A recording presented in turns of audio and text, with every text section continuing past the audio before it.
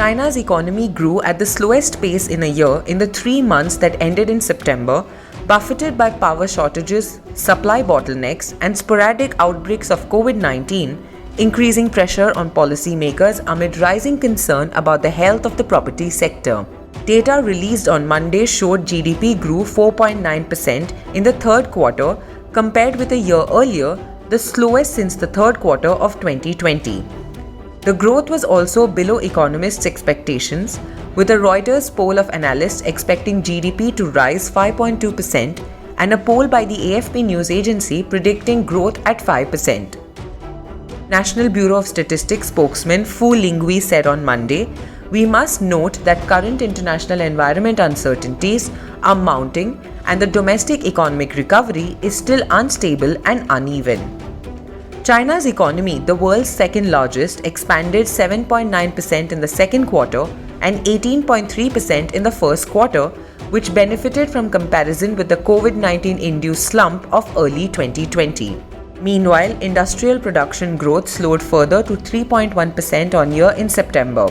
Oxford Economics head of Asia Economics Luis Cuijis told AFP growth was dragged down by a slowdown in real estate, amplified recently by spillover from Evergrande's travails. The struggles of property giant Evergrande, struggling with debts amounting to more than $300 billion, have made prospective buyers cautious. Cuijis noted there was an additional hit in September from electricity shortages and production cuts due to strict implementation of climate and safety targets by local governments. He added that the damage was visible in the slowdown of industrial output. Chinese leaders, fearful that a persistent property bubble could undermine the country's long-term ascent, are likely to maintain tough curbs on the sector even as the economy slows, but could ease some measures if needed, policy sources and analysts said.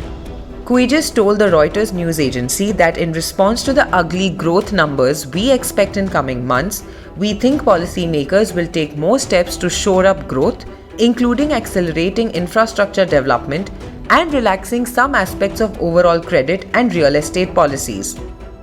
Premier Li Keqiang said on Thursday that China has ample tools to cope with economic challenges despite the slowing growth, and the government is confident of achieving full-year development goals. Retail sales picked up to 4.4% from 2.5% in August, with fewer virus containment measures in China, which has imposed swift lockdowns over a handful of coronavirus cases. If you like this video, please like, share and subscribe to our channel.